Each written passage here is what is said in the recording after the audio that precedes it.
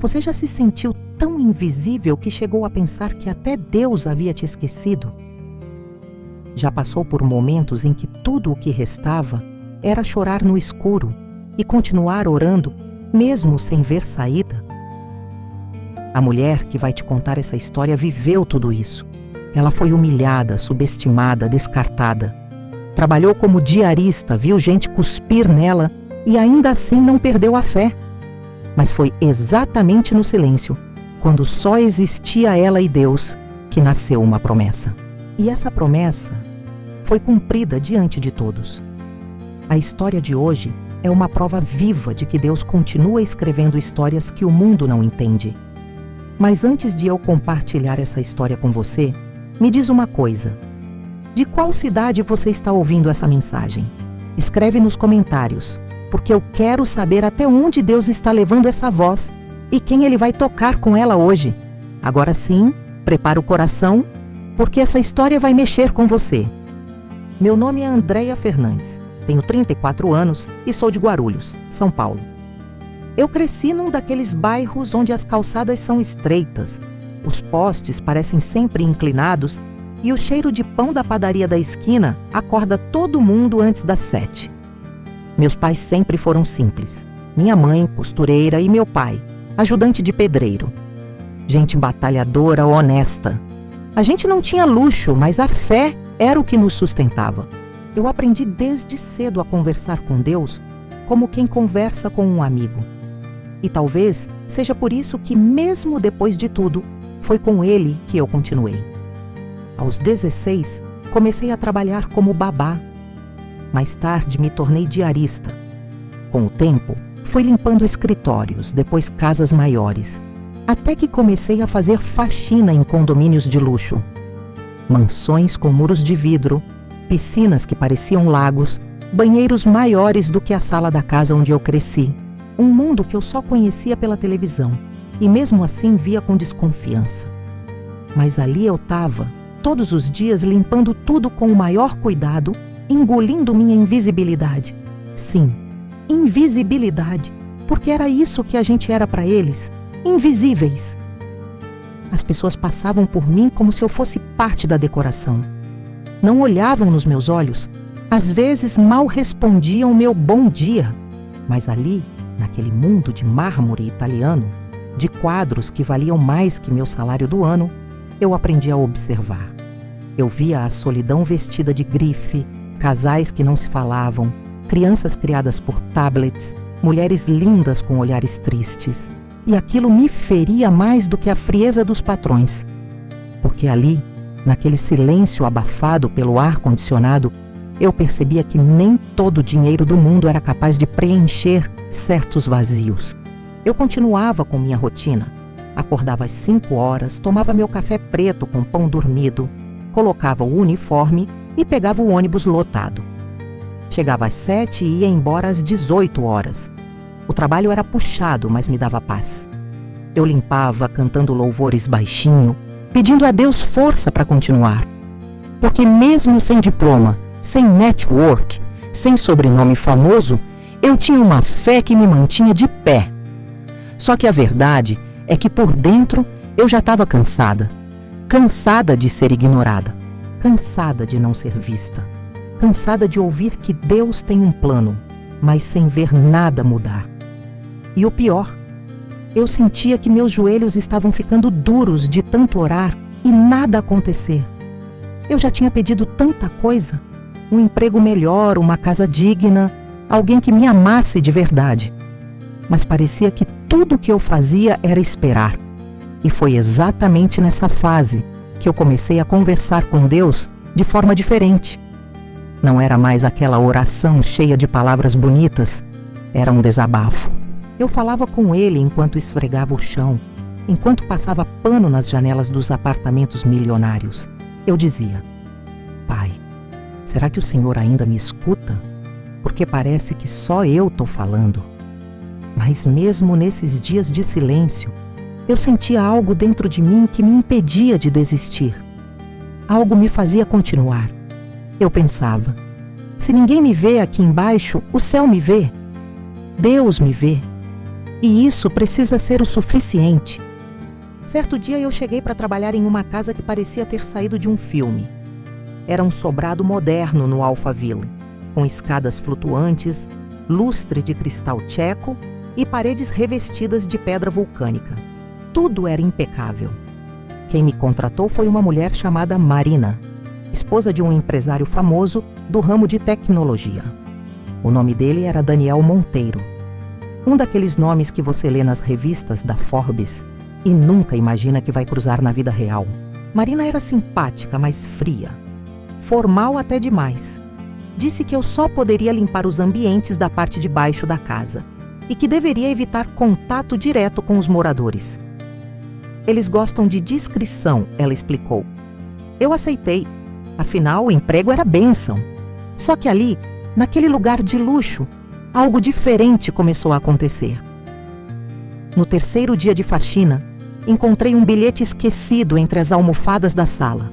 Era um devocional, um versículo escrito à mão em letra cursiva, em um papel simples. No secreto o Pai te vê, e o que ele vê em secreto te recompensará.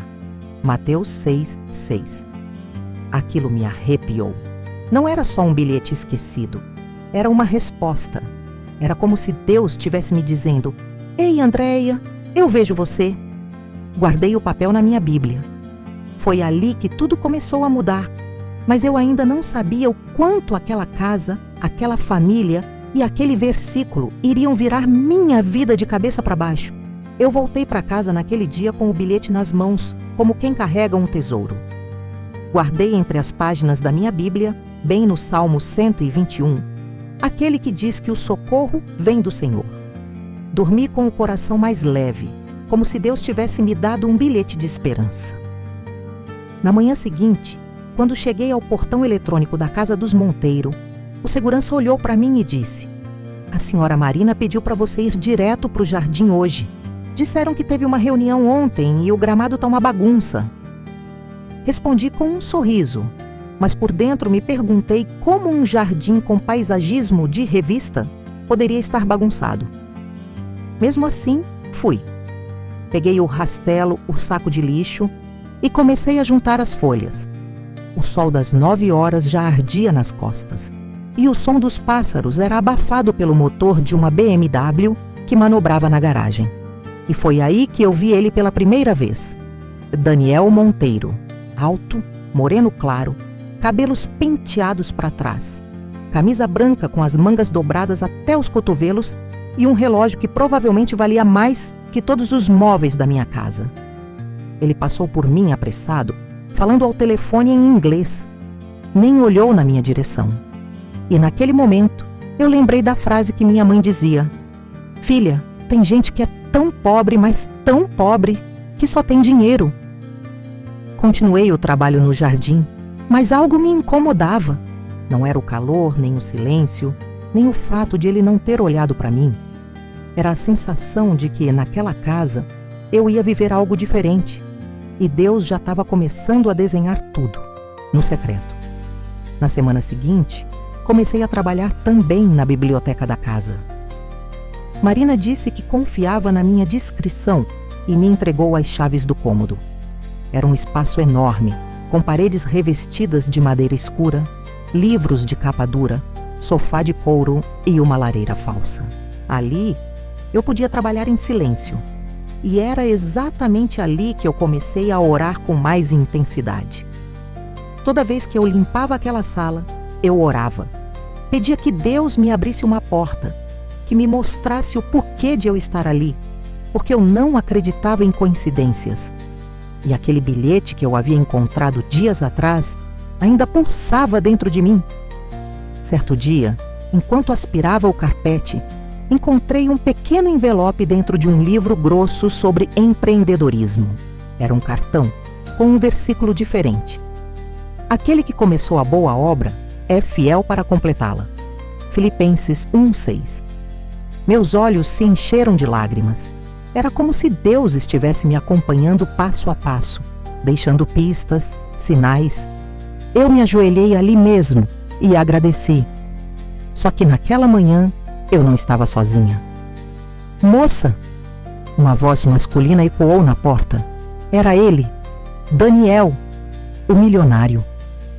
Levantei de repente, enxugando as mãos no avental e tentando esconder as lágrimas. Ele entrou com um olhar curioso. Tá tudo bem? Sim, senhor. É que encontrei um versículo aqui dentro do livro. E me tocou.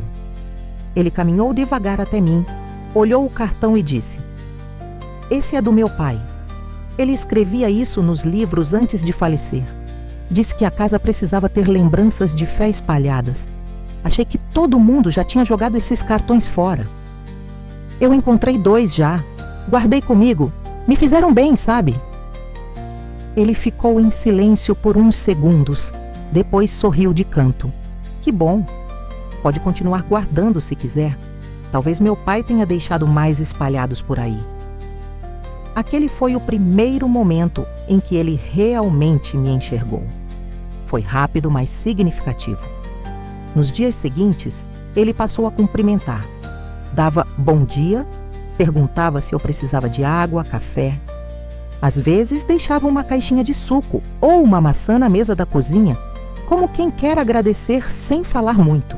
E eu continuava sendo a mesma, humilde, discreta, mas agora com o coração aceso, porque mesmo sem entender o plano de Deus, eu sentia que Ele estava me guiando.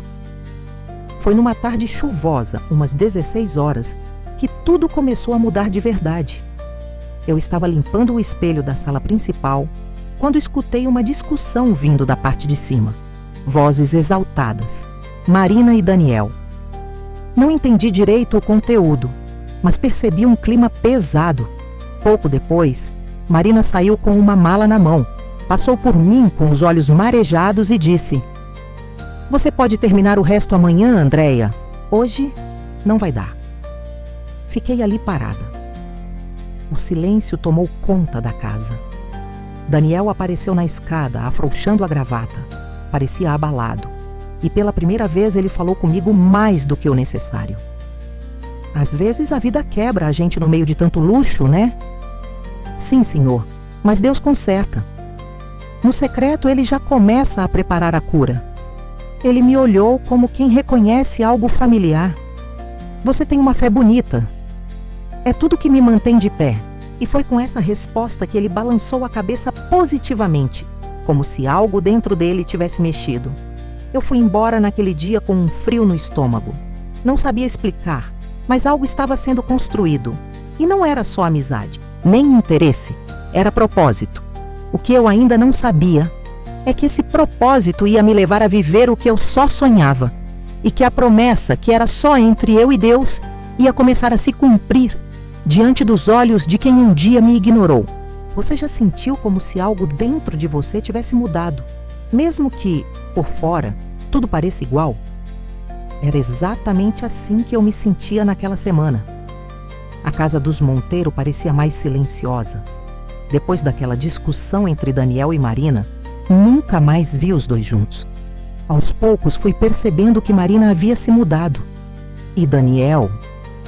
Bom, Daniel começou a descer mais vezes para tomar café na cozinha. Simplesmente aparecia, às vezes de camiseta branca e chinelo, perguntando se tinha bolo ou só o pão amanhecido do dia. O cheiro do seu café é melhor que da padaria, ele disse um dia, me fazendo sorrir com os olhos baixos. É que eu oro enquanto faço, respondi sem brincadeira. Ele soltou uma risada sincera, daquelas que a gente sente que é verdadeira. Daniel começou a conversar mais. Falava do trabalho, dos contratos, dos clientes importantes que vinham visitar. Eu escutava com atenção, mas só respondia o necessário. Não queria cruzar a linha que me cabia. E ainda assim, ele cruzava a dele sem perceber. Você é muito discreta, Andréia. É bom ter alguém por perto que sabe ouvir. Essas palavras ficaram na minha mente durante dias. Ninguém nunca tinha me dito isso com tanto respeito.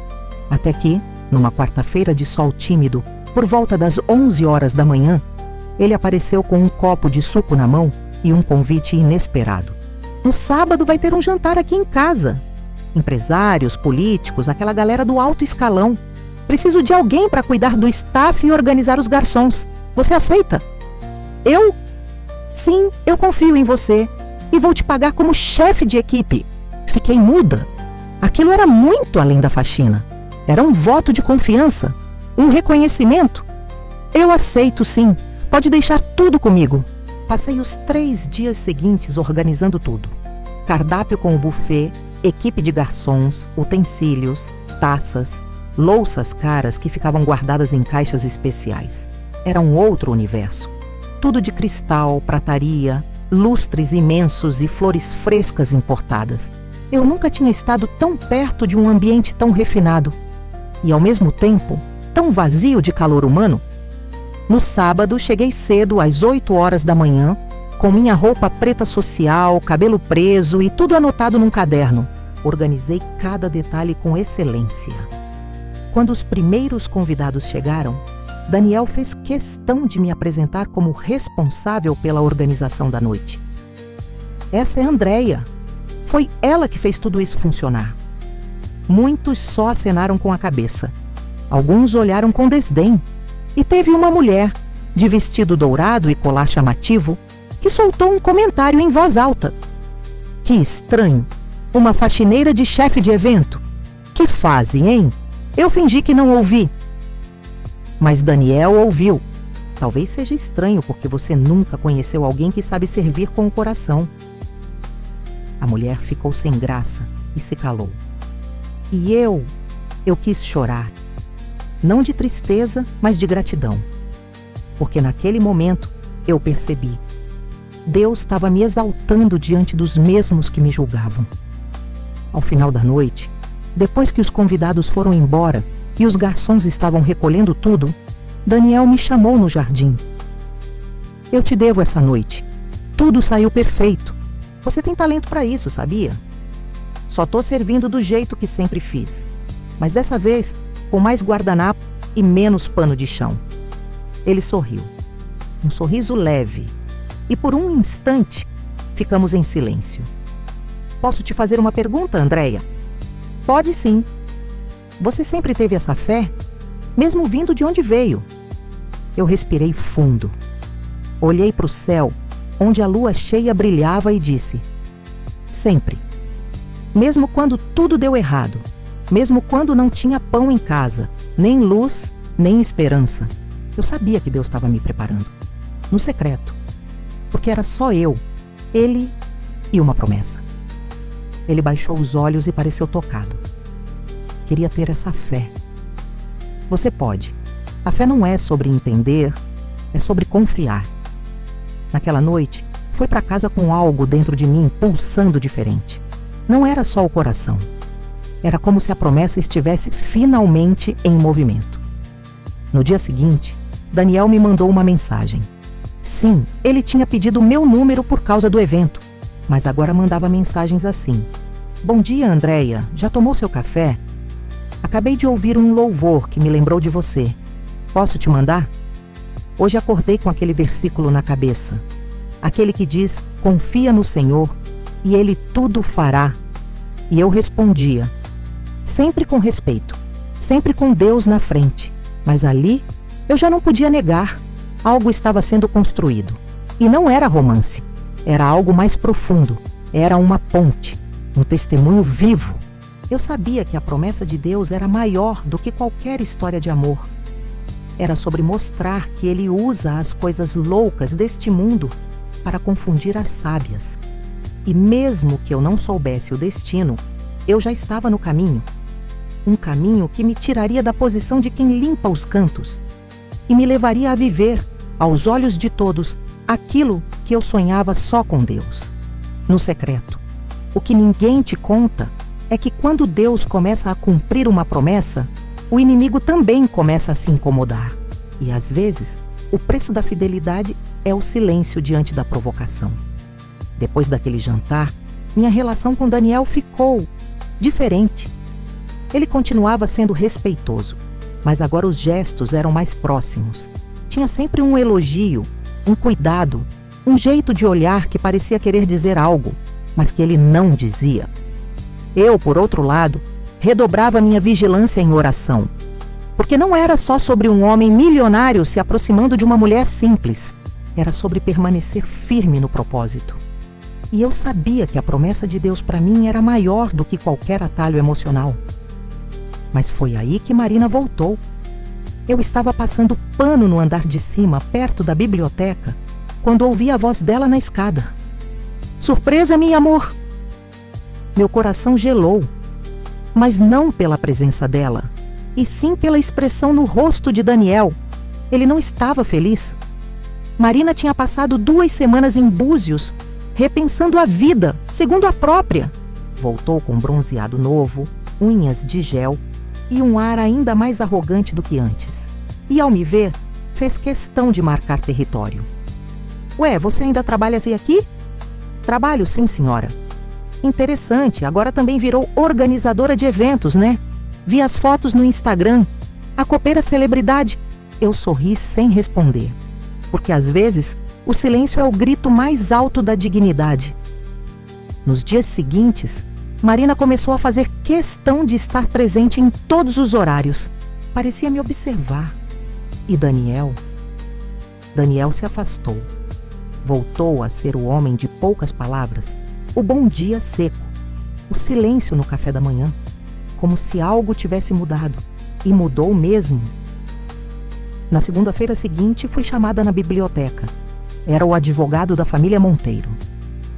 Andréia, agradecemos seus serviços até aqui, mas vamos fazer uma reestruturação na equipe da casa.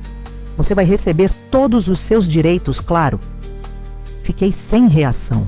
Não era só sobre perder o emprego. Era como ser arrancada de um lugar onde Deus estava me plantando. E foi decisão do Sr. Daniel? O advogado hesitou. Foi um pedido da Sra. Marina. E o Sr. Daniel consentiu. Assinei os papéis sem derramar uma lágrima. Mas por dentro meu peito doía como se algo tivesse sido arrancado à força. Saí da casa com a cabeça erguida. O portão se fechou atrás de mim às 16 horas daquela tarde nublada. Na condução de volta para casa, olhei para o céu e sussurrei: Deus, o Senhor me trouxe até aqui. Foi o Senhor que abriu essa porta. E se ela fechou, então eu te peço, me ensina a entender. Porque eu ainda acredito, porque eu ainda estou aqui. Porque era eu, o Senhor e uma promessa. Naquela noite, fui dormir mais cedo. Apaguei as mensagens de Daniel, guardei os uniformes e voltei a trabalhar como diarista em outras casas do bairro.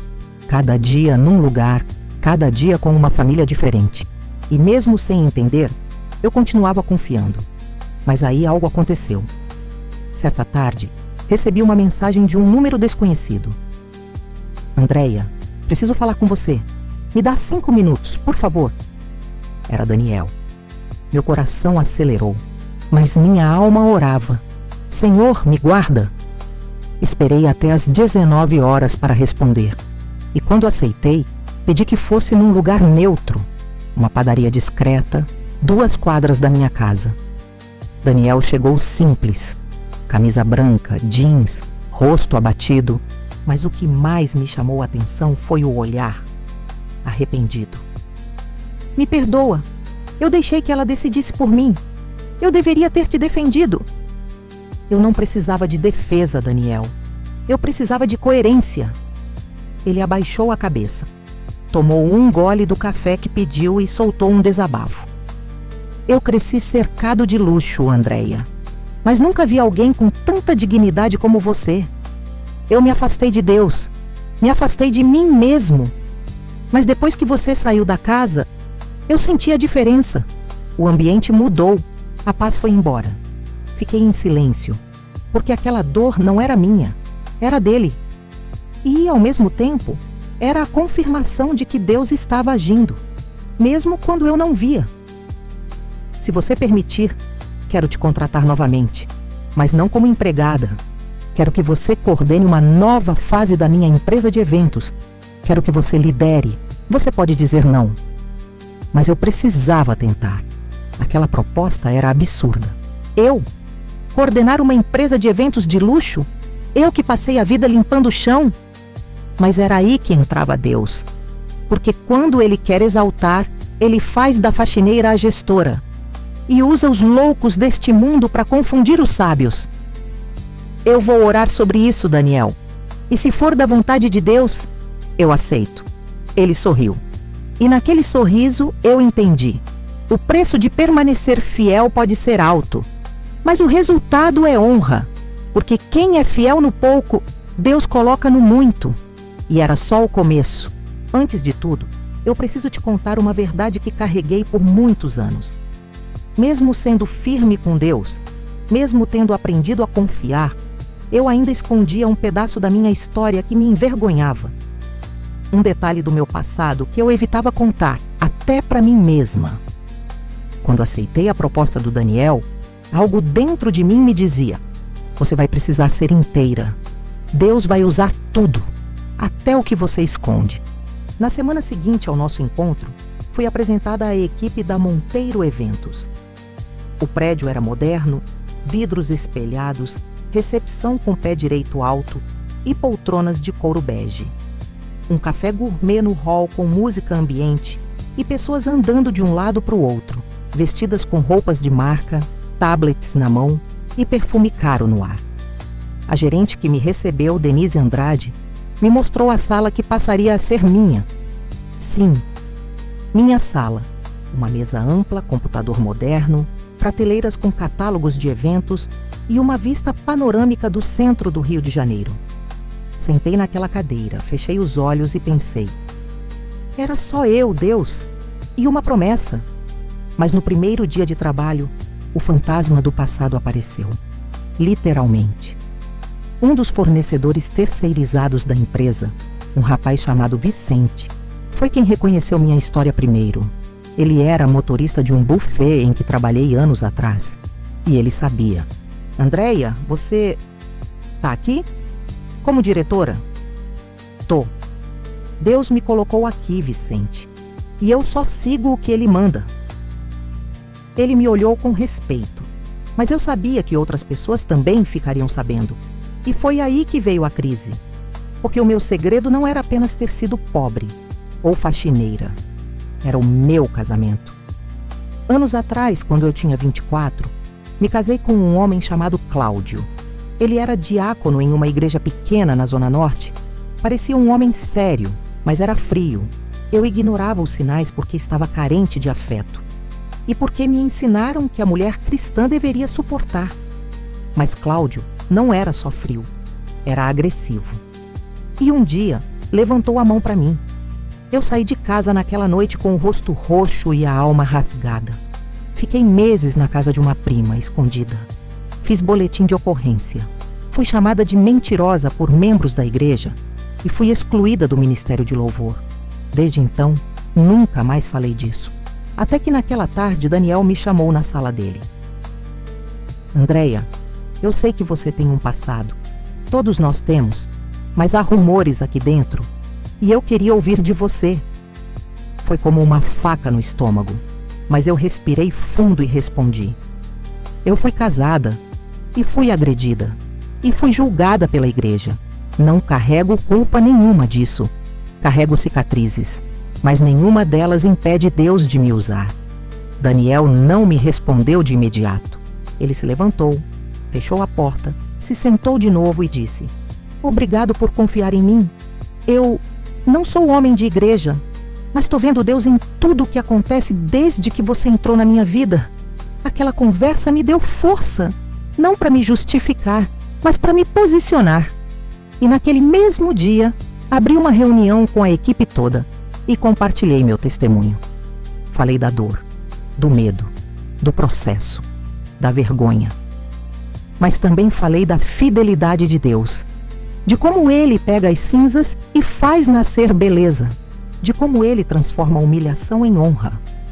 Ao terminar, ninguém aplaudiu, mas todos estavam em silêncio. Alguns com lágrimas nos olhos, outros com expressão de espanto. E ali, pela primeira vez, eu percebi que Deus queria fazer algo não só na minha vida, mas através dela. Porque quando a gente decide parar de esconder as cicatrizes, elas viram marcas de guerra. E toda marca de guerra é sinal de sobrevivência. No final da reunião, Denise, a gerente, veio até mim. Andréia, eu fui traída há 2 anos e me afastei da igreja. Mas ouvindo você falar hoje, eu senti vontade de orar de novo. Naquela noite, já em casa, ajoelhada ao lado da cama, eu chorei. Não de dor, mas de gratidão, porque eu entendi que o segredo que eu escondia era justamente a chave que Deus usaria para abrir portas que nenhum diploma ou currículo abriria. E ali eu me reconciliei comigo mesma, porque se Ele me chamou, é porque Ele sabia exatamente de onde estava me tirando e também sabia para onde queria me levar. Se tem uma coisa que eu aprendi sobre Deus, é que Ele gosta de nos surpreender nos detalhes. E quando Ele quer te exaltar, Ele começa pelos lugares onde você mais foi humilhada. 2 semanas depois da reunião em que eu contei meu testemunho, algo aconteceu. Um evento beneficente de alto padrão, organizado por um dos maiores bancos privados do Brasil, estava sendo preparado pela Monteiro Eventos. Era uma noite de gala para a arrecadação de fundos para um instituto infantil de câncer. E o Daniel simplesmente me escalou para representá-lo no evento. Você vai no meu lugar, Andréia, e quero que vá como a diretora que você é. Eu gelei. Mas, Daniel, eu não tenho roupa para isso? Ele sorriu, meio divertido, meio sério. Você vai até a loja da Letícia Espina, no Village Mall. Diga que está lá a convite da Monteiro Eventos. O vestido está pago. Eles vão te atender com exclusividade. A Letícia Espina era uma estilista carioca famosa, com clientela entre atrizes, socialites e apresentadoras de TV. Aquilo estava muito acima do meu padrão e do meu imaginário. No dia seguinte, fui até o shopping. Um ambiente luxuoso, silencioso, com cheiro de perfume francês no ar-condicionado. A loja era impecável. Araras com vestidos de seda pura, vitrines com peças bordadas à mão, espelhos iluminados e sofás de veludo azul marinho. Fui recebida por uma consultora chamada Camila. Ela já me esperava com café Nespresso servido em xícaras de porcelana. A Letícia separou 3 modelos que combinam com seu estilo. Mas fique à vontade para experimentar todos os que quiser. O primeiro era dourado, todo em tule com bordados de pedrarias. Maravilhoso, mas ousado demais para mim. O segundo, verde esmeralda, me deixou sem palavras. Mas foi o terceiro que me paralisou em frente ao espelho. Um vestido vinho profundo, justo na cintura, ombro único com uma leve cauda. Elegante, clássico e poderoso. Esse é o vestido, Camila. Falei emocionada. Ela sorriu. A Letícia vai ficar feliz em saber. Ah, e o valor dele é 9.800. Eu respirei fundo. Era quase 10 mil reais num vestido. Um vestido que seria meu, que eu levaria para casa, que alguém tinha pago para mim. Eu, a ex-faxineira, a filha da Dona Vera, a mulher do passado marcado. Na noite do evento, saí de casa em um carro da empresa. Um motorista me buscou às 19 horas. Era um Corolla preto, com ar-condicionado ligado, som ambiente tocando piano instrumental. Ao chegar ao Copacabana Palace, o tapete vermelho já estava estendido. Fotógrafos posicionados, flashes disparando. Meus passos ecoaram no saguão de mármore branco. Eu caminhei com segurança, mesmo tremendo por dentro, e pela primeira vez na vida eu me senti vista. Durante o jantar, conheci empresários, políticos e artistas, mas um momento marcou aquela noite. Uma senhora de cabelos brancos, sentada à minha frente na mesa, segurou minha mão e disse: "A sua presença tem luz, minha filha. Dá para ver que você não está aqui por acaso."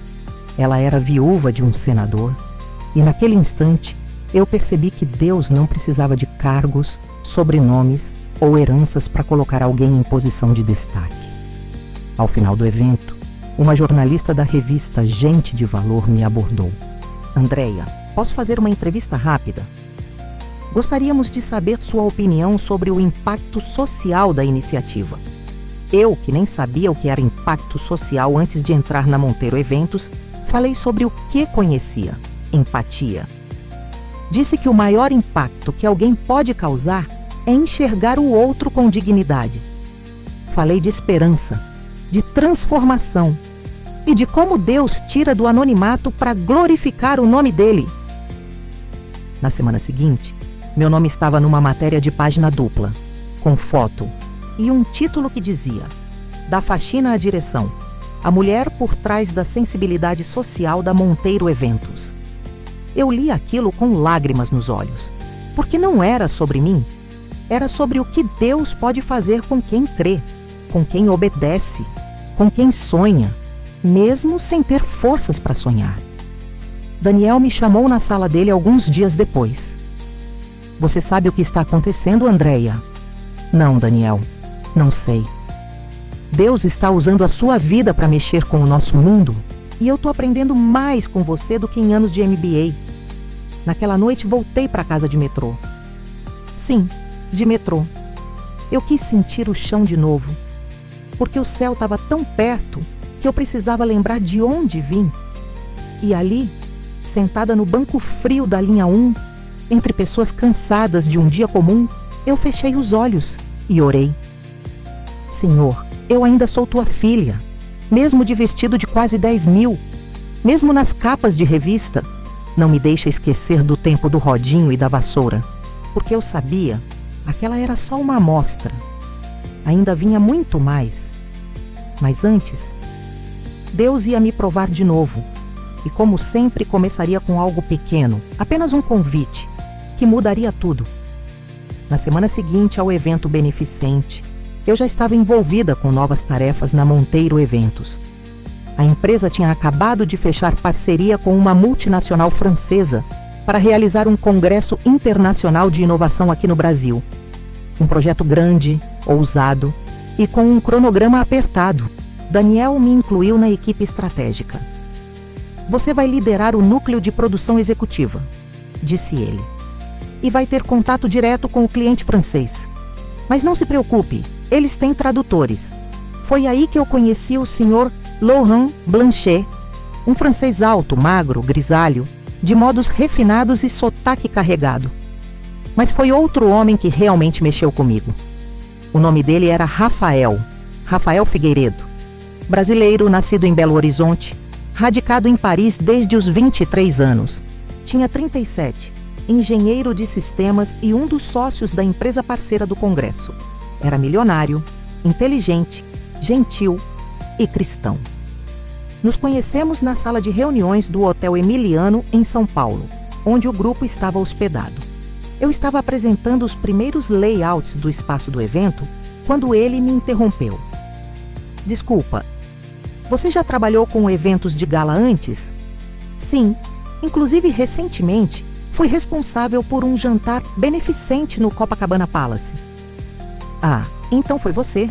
Ele sorriu intrigado. Eu vi uma matéria sobre isso. Você é a Andréia?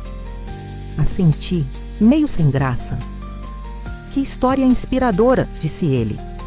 Deus realmente levanta os improváveis. Aquilo me pegou. O jeito como ele falou de Deus. A naturalidade, a reverência. Nos dias que se seguiram, fomos trabalhando lado a lado. Reuniões técnicas, visitas ao local do congresso, provas de iluminação e som, definição de cardápio com o chefe contratado, e-mails e mais e-mails. Aos poucos, as conversas deixaram de ser só sobre trabalho. Um dia, ao final de uma reunião exaustiva, eu comentei que ia passar numa padaria ali perto para comprar algo para levar para casa. Que tal um pão de queijo de verdade? Ele disse com um sorriso leve. Se topar, te levo em um lugar que serve o melhor que comi fora de Minas. Eu hesitei, mas aceitei. O lugar era charmoso, escondido numa rua de paralelepípedos em pinheiros. A mesa de madeira, a música instrumental cristã ao fundo e um café forte servido na hora criaram um clima acolhedor. Conversamos por mais de 2 horas. Ele me falou da sua conversão em Paris, de quando largou tudo para viver o chamado missionário por 2 anos em Angola, e de como voltou para o mundo dos negócios com o coração completamente transformado. Disse que orava por uma mulher de Deus, madura, com quem pudesse compartilhar a fé e a missão. Aquilo me desconcertou. Eu nunca tinha ouvido um homem falar da vida espiritual com tanta clareza, sem parecer religioso ou forçado. Mas naquele momento, tudo ainda era amizade, admiração, afinidade. Até que, na última noite antes de ele voltar para a França, me chamou para jantar. Não é um convite romântico, disse brincando. É só uma despedida entre amigos, com gratidão por tudo que você fez nesse projeto. Fomos a um restaurante no alto do Hotel Unique. A vista era absurda. São Paulo inteira iluminada, como um mar de luzes se estendendo até o horizonte. Durante o jantar ele disse: Andréia, não quero ser precipitado, mas preciso ser honesto. Eu senti algo diferente desde que te conheci. Você é forte sem ser dura. Você é firme sem ser arrogante. E tem uma paz que me inquieta no bom sentido. Eu não sabia o que responder. Ele continuou: Não estou dizendo isso esperando algo de você agora. Eu só queria que soubesse. Vou voltar para Paris com uma oração nova. E se Deus quiser cruzar nossos caminhos de novo, que seja por Ele. Na volta para casa, sentei na minha cama e orei como há tempos não orava. Deus, se isso for plano teu, confirma. E se não for, me dá paz para esquecer. Nos dias seguintes, trocamos mensagens simples sobre o evento, sobre a vida, sobre o que Deus tinha nos ensinado em cada estação. Mas eu não permiti que meu coração se iludisse. Não ainda. Foi então que, numa tarde comum, recebi um presente. Era uma caixa da Livraria Cristã da Vila Mariana. Dentro dela, uma Bíblia de capa azul marinho, personalizada com meu nome em dourado. Um marcador de página escrito à mão. Era eu, Deus e uma promessa. E hoje sou eu, Deus e uma resposta. Obrigado por lembrar que esperar nele vale a pena. Com carinho, Rafael. Meus olhos se encheram de lágrimas. Não era sobre romance. Era sobre propósito. E naquele instante, eu soube. Algo estava prestes a mudar. Mas ainda viria uma última aprovação. Depois daquele gesto tão sensível do Rafael, eu passei dias em silêncio. Não porque estivesse confusa com meus sentimentos, mas porque o medo de repetir histórias antigas ainda pesava sobre mim. Eu já havia confiado antes e fui ferida. Já acreditei em palavras bonitas e fui usada. Já havia achado que era amor e era só carência de alguém. A Bíblia que ele me enviou ficou por dias na minha cabeceira, fechada. O marcador com a frase dele ainda estava lá, como se me olhasse todos os dias repetindo. Era eu, Deus e uma promessa. Agora é eu, Deus e uma resposta. Mas será que era? Numa segunda-feira nublada, depois de uma reunião com um cliente no Itaim, resolvi passar numa cafeteria pequena, onde às vezes eu ia para pensar. Pedi um café preto sem açúcar e me sentei perto da janela. Peguei o celular. Tinha uma nova mensagem do Rafael. Oi, Andréia. Estou indo para Marsella esse fim de semana para visitar uma comunidade de brasileiros. Vou pregar lá. Estava relendo Efésios 3:20 e pensei em você. Deus é poderoso para fazer infinitamente mais. Não se esqueça disso. Eu sorri, mas confesso que senti um aperto no peito. Eu estava completamente envolvida por esse homem. Um homem de Deus. Um homem que falava comigo como se a alma dele conversasse com a minha. E foi nesse exato momento que a dúvida entrou. Será que ele é mesmo tudo isso? Será que eu não estou idealizando de novo? Será que não é só mais um homem bonito, bem-sucedido, que diz o que mulheres feridas querem ouvir? Duvidei de Deus. Duvidei de mim. Duvidei de Rafael. Naquela semana, precisei ir até o Rio a trabalho. A empresa estava cuidando da organização de um evento empresarial na Marina da Glória. Eu me hospedei num hotel no Flamengo. No segundo dia, saí mais cedo e fui caminhar pela orla de Botafogo. O sol já estava se pondo. E foi ali, de frente para o Pão de Açúcar, que eu chorei de novo. Deus, se não for teu, me livra. Mas se for, me dá coragem. Liguei para a minha amiga Sônia, uma das poucas que conheciam minha história inteira. Contei tudo sobre o Rafael, sobre os sinais, sobre a Bíblia e agora sobre as minhas inseguranças. Amiga, sabe o que eu acho? Disse ela. Que você está tentando se proteger de algo que Deus quer usar para te curar. Mas e se eu estiver errada?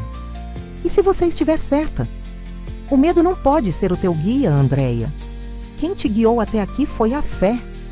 Por que agora você vai mudar a direção? As palavras dela ecoaram em mim. No voo de volta para São Paulo, abri finalmente a Bíblia que ele me deu. E quando abri, caiu um papel dobrado que estava entre as páginas. Era um trecho impresso do Salmo 126. Aqueles que semeiam com lágrimas, com cânticos de alegria colherão. Aquele que sai chorando enquanto lança a semente, voltará com cânticos de alegria, trazendo seus feixes. Foi como se o próprio Deus me respondesse. E eu sabia que aquele momento não era mais sobre um homem. Era sobre confiar nele. Nos dias seguintes, decidi agir diferente. Em vez de responder imediatamente às mensagens do Rafael, comecei a orar antes, a jejuar nas sextas-feiras, a buscar direção espiritual e não emocional.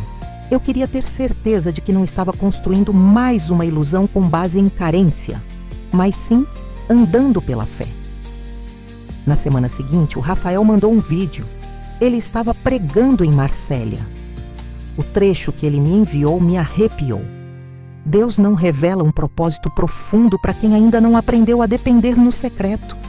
Às vezes o segredo não está em fazer mais, mas em descansar nele e confiar que ele está trabalhando enquanto você ora. Eu me levantei do sofá na hora. Fui até meu quarto. Fechei a porta. Me ajoelhei. Deus, se for promessa, me sustenta. E se for cilada, me arranca. Eu ainda não tinha todas as respostas, mas o medo já não me paralisava mais. Naquela mesma semana, enquanto preparava um novo projeto no escritório, recebi uma ligação inesperada do número dele. Oi, Andréia. Tô ligando rapidinho. Desculpa, mas precisava te contar algo pessoalmente. Claro. Está tudo bem? Está sim, mas se você estiver livre, gostaria de te encontrar no sábado. Tem um voo chegando em Guarulhos às 10 horas da manhã. Você vem para o Brasil? Vim por 2 motivos. Um deles, você. Na hora, meu coração disparou. Mas eu respirei fundo, porque agora eu não tinha só emoção, eu tinha direção. E naquele sábado eu ainda não sabia, mas minha vida prestes estava a dar uma virada que nem nos meus sonhos eu seria capaz de imaginar. Sábado, 10 horas da manhã. Eu estava na sala de espera do saguão do Aeroporto Internacional de Guarulhos. Confesso, minhas mãos estavam suando, o coração apertado no peito. E por mais que eu quisesse parecer serena, meu corpo inteiro me traía. Usei um vestido azul claro que eu amava. Não era chamativo, mas me deixava confiante. Cabelo solto, maquiagem leve, tudo cuidadosamente simples. Rafael merecia encontrar a mulher de verdade, não uma imagem produzida. Quando ele apareceu no corredor, vindo com uma mala de mão e um blazer no braço, o tempo pareceu desacelerar. Aquele sorriso, aquele olhar de quem já sabia tudo o que Deus estava fazendo. Ele veio direto até mim, sem pressa, mas com a firmeza de quem sabe exatamente para onde está indo. Oi, Andréia. Oi, Rafael. Ele me deu um abraço. Não foi demorado nem exagerado, mas foi cheio de significado. Pela primeira vez, senti que não estava sendo abraçada por um homem, mas pelo plano de Deus. Que bom te ver aqui, disse ele. Eu quase não vim. Pensei em desistir, mas sorri. Agora sei que teria sido um erro. Ele riu. E naquele café do próprio aeroporto, que nem era dos melhores, tomamos juntos um expresso e conversamos por horas. Rafael contou da missão dele na França, dos trabalhos sociais, dos empresários que se converteram em encontros discretos. Falou com empolgação sobre projetos em Marsella e Paris. E sobre a ideia que tinha de criar uma fundação voltada à restauração de mulheres que saíram de relacionamentos abusivos. Um tema que, obviamente, tocava profundamente minha história. Mas foi no fim da conversa que ele deixou escapar a bomba. Andréia, eu não vim só para te ver. Vim por um motivo maior. Eu quero que você me ajude a liderar esse projeto. E como assim? Perguntei, tentando entender se era uma proposta de parceria ou algo além disso. Eu orei por uma mulher que tivesse sensibilidade, firmeza e uma história de superação real. E Deus falou de você. Eu pensei que estava só sentindo uma admiração, uma empatia espiritual. Mas entendi que era mais. Rafael, calma. Não estou falando de casamento nem de aliança agora. Estou falando de propósito. A gente precisa começar por aí. Fiquei em silêncio. Você já teve seu tempo de esconderijo. Agora é hora de deixar o mundo ver o que Deus construiu no secreto. A frase dele parecia um eco do próprio louvor que embalava minha jornada espiritual. Eu e Deus e uma promessa. Mas eu não sou missionária, nem teóloga, Rafael. Você é alguém que sobreviveu a uma dor que poderia ter matado. E Deus não desperdiça sobreviventes. Engoli em seco. Eu tenho medo. Eu também. A diferença é que a gente vai com medo mesmo, mas vai com Deus. Eu aceitei. Não tudo ainda, mas aceitei orar por aquilo. Aceitei deixar Deus conduzir, sem me apressar, sem fugir. E nos dias que seguiram, Rafael ficou no Brasil. Jantamos uma vez num restaurante em Moema. Ele conheceu minha amiga Sônia. E visitamos uma casa de apoio a mulheres com histórico de violência que eu já tinha frequentado como voluntária anos atrás. Naquela noite, após a visita, enquanto voltávamos de carro, ele estacionou em frente à minha casa e ficou em silêncio por um tempo. Posso te fazer uma pergunta pessoal? Ele disse olhando para frente sem me encarar. Claro. Você ainda ora pedindo para Deus te mostrar se sou eu? Demorei alguns segundos para responder, mas fui sincera. Sim, mas tem noites que eu só agradeço. Ele virou o rosto, me encarou com ternura. Depois respirou fundo. Isso já me basta. Saí do carro, entrei em casa e chorei. Mas não era choro de dor. Era de algo novo. Algo que estava nascendo. Não só entre mim e ele, mas entre mim, Deus e o meu chamado. Aquela semana passou voando. E antes de embarcar de volta à França, ele me entregou um envelope. Não abre agora. Abre quando sentir que chegou a hora. Eu guardei. E só abriria 3 dias depois. Dentro havia uma carta escrita à mão. Rafael dizia que, se eu aceitasse caminhar com ele, não só na missão, mas na vida, ele prometia nunca me impedir de crescer no que Deus colocasse nas minhas mãos. Ele não me via como alguém para cuidar da casa, nem alguém para caminhar ao lado. Ele me via como alguém que, junto dele, podia formar um propósito com destino. E no fim da carta, uma frase. Não quero te impressionar com flores ou presentes. Quero ser a resposta de oração que você fez sozinha no quarto escuro, quando ninguém via, mas Deus ouvia. Eu fechei os olhos e lembrei da noite exata em que fiz essa oração e do louvor que eu cantava baixinho entre lágrimas. Era eu, Deus e uma promessa. Agora, tudo estava se encaixando. Mas a história ainda estava longe de acabar. O tempo que se seguiu foi uma mistura de expectativa, insegurança e fé. Rafael voltou para a França e eu fiquei no Brasil. Não havia definição de namoro, noivado ou qualquer coisa convencional.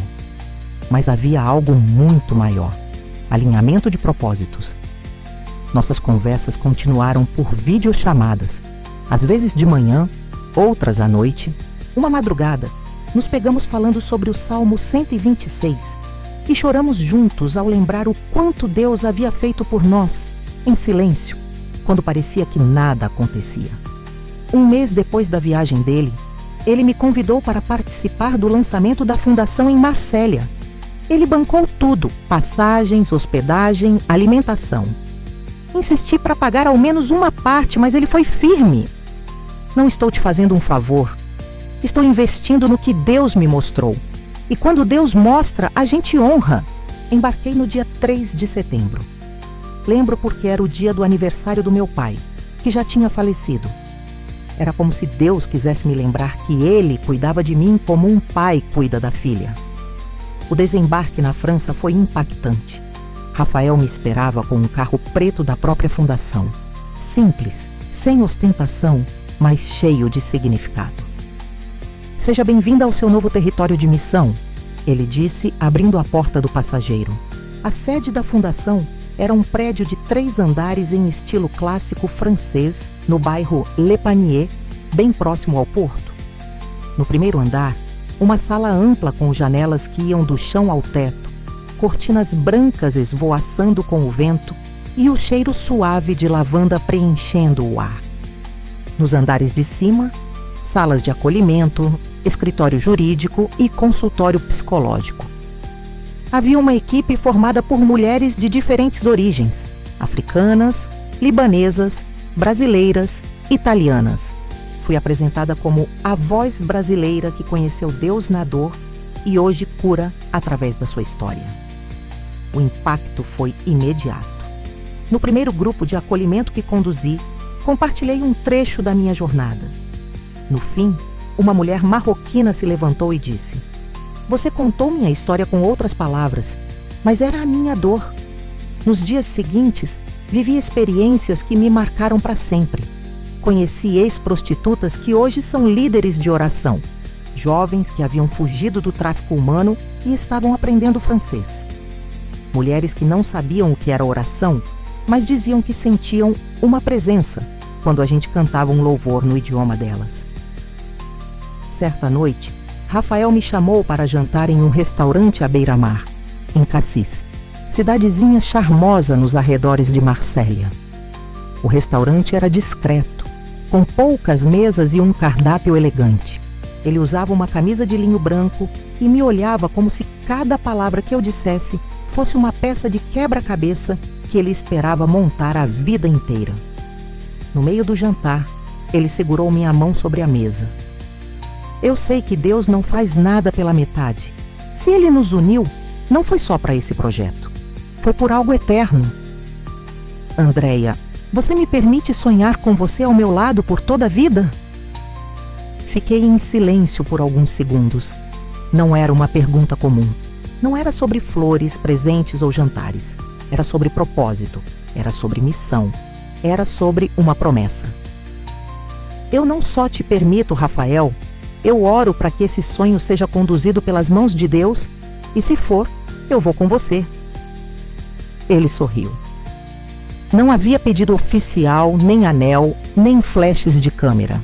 Mas eu sabia.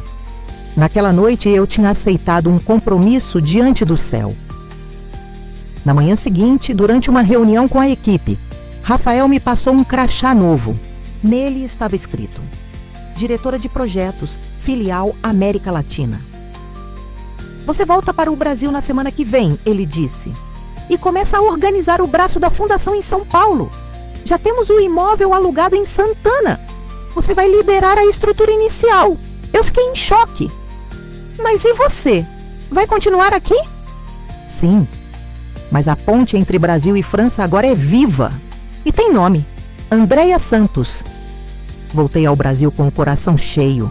Quando pisei em solo paulistano, senti que algo novo tinha nascido. Nos meses seguintes, tudo se moveu de forma sobrenatural. A fundação cresceu. O testemunho da minha história viralizou em pequenos grupos de apoio. Convites começaram a surgir.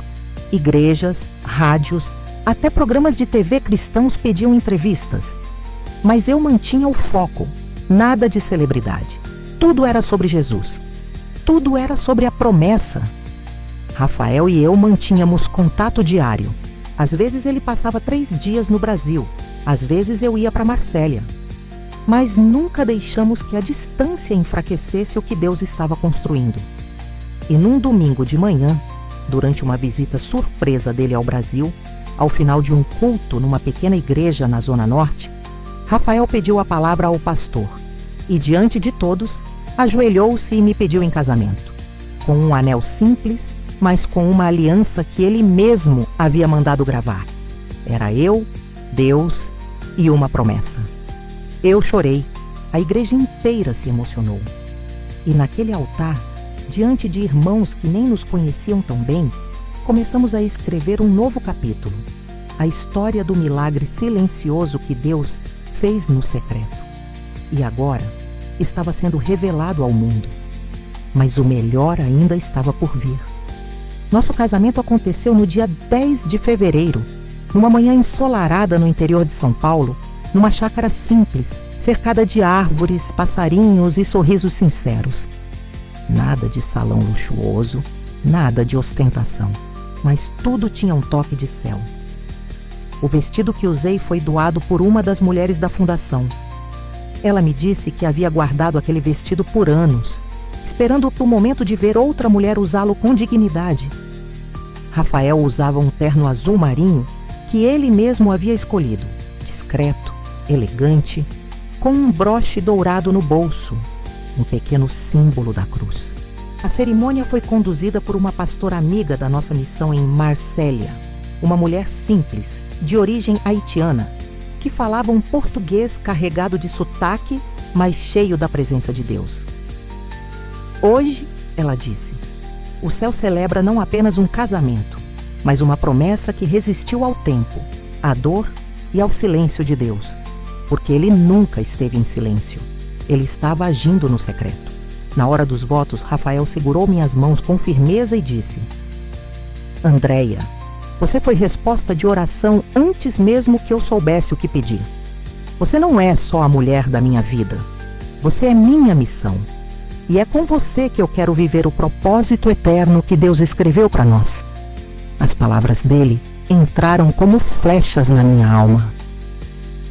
Rafael, quando eu orava sozinha no chão do meu quarto, sem forças, sem entender os caminhos de Deus, ele já te preparava. Quando tudo o que eu tinha era uma promessa, Deus já estava escrevendo a nossa história. E hoje, diante de todos, eu te digo: minha vida é tua missão também. Aquele dia ficou gravado em mim com uma luz que nunca apagará. Após o casamento, passamos alguns dias em descanso na cidade de Paraty, no Rio de Janeiro. Aquelas ruas de pedra, o cheiro de mar, os barquinhos coloridos, parecia que Deus havia pintado aquele lugar especialmente para nós. Nada de luxo, mas tudo cheio de significado. Durante uma caminhada pela praia à noite, Rafael parou, tirou os sapatos e me pediu: vamos orar agora? Aqui, no escuro, só nós e Deus. Vamos dedicar esse novo tempo a Ele? Nos ajoelhamos na areia, eu vestindo um vestido branco de algodão, com os pés descalços. Ele com os olhos fechados e as mãos no alto. A oração dele foi curta, mas marcou minha alma. Senhor, nos usa. Que a nossa história leve cura. Que a nossa união aponte para o teu reino. Que o nosso legado seja teu nome, sendo conhecido por onde a gente passar. Ao voltarmos para São Paulo, o novo prédio da fundação já estava em reforma. A casa em Santana, que antes servia como depósito, ganhava nova vida com as mãos de voluntários, a maioria mulheres que havíamos acolhido nos últimos meses. Cada cômodo recebeu um nome inspirado em passagens bíblicas: Sala de Ruth, Sala de Esther, Sala de Ana, Sala de Maria. O projeto cresceu além do que imaginávamos. Em menos de 6 meses, a fundação havia alcançado 14 bairros da capital, com núcleos de apoio, cursos de capacitação e grupos de discipulado. Mulheres que antes pensavam em suicídio, agora lideravam cultos nos lares. Rafael seguia na ponte aérea com Marsella, mas em todas as vezes que voltava, fazia questão de visitar cada núcleo. Ele fazia isso sem alarde. Sentava, ouvia e orava com cada mulher. Ele dizia que queria ouvir os milagres de perto. Num desses encontros, uma senhora de 72 anos, ex-catadora de papelão, disse algo que nunca vou esquecer: vocês não são só um projeto, Vocês são a resposta de Deus para o meu luto. Eu abracei aquela senhora e chorei com ela, porque a verdade é que, no fundo, todos nós estamos de luto por algo. Mas quando Deus pega o nosso luto e transforma em propósito, não há dor que sobreviva à presença dele. O tempo passou. 2 anos depois do casamento, numa tarde nublada de março, recebi uma notícia que mudou mais uma vez a minha história. Eu estava grávida. A médica me olhou e disse: Andréia, seu exame está aqui. E sim, é positivo, com todas as letras. Parabéns, mamãe. Naquele instante, todas as noites que chorei no travesseiro, todos os dias em que me senti sozinha, todas as promessas que pareciam distantes. Tudo fez sentido. Eu chorei ali mesmo, na cadeira do consultório. A médica não entendia, mas eu sabia. Era mais um capítulo do milagre que começou no secreto. A gestação foi tranquila. Nada de luxo ou ansiedade. Cada mês era celebrado como um presente. Rafael segurava minha barriga e orava todas as noites. Cantava louvores, lia a Bíblia em voz alta. No dia do parto, a música que tocava na sala do hospital era justamente No Secreto, da Kailane Frauches. A médica disse que nunca havia visto um parto tão cheio de paz. Era eu e Deus e uma promessa, eu murmurei, enquanto via minha filha nascer. E quando peguei aquela menina nos braços, com os olhos ainda fechados, o rostinho enrugado, o chorinho frágil, eu só conseguia repetir uma frase: Obrigada, Jesus. Tu não esqueces dos teus. Hoje, enquanto te conto tudo isso, minha filha está com 8 meses. Sorri como o pai, tem os olhos curiosos e gosta de dormir ouvindo louvor. Minha vida não é perfeita, mas é cheia da presença de Deus. E se tudo que vivi até aqui me trouxe até esse momento, então valeu a pena cada lágrima, cada oração, cada espera. Porque no final, quando tudo parecia impossível, Deus transformou a promessa em realidade. E eu vivo hoje, diante de todos, aquilo que nasceu no secreto. Se você chegou até aqui, é porque Deus também queria te lembrar. Ele continua vendo, ouvindo e agindo, mesmo quando tudo parece calado. Talvez você também esteja vivendo um tempo de silêncio, de espera, de lágrimas escondidas no quarto. Mas essa história não chegou até você por acaso. Ela é um lembrete de que há um propósito por trás de cada processo. Se essa história falou com você, se de alguma forma Deus tocou seu coração enquanto ouvia, então deixa seu comentário aqui embaixo.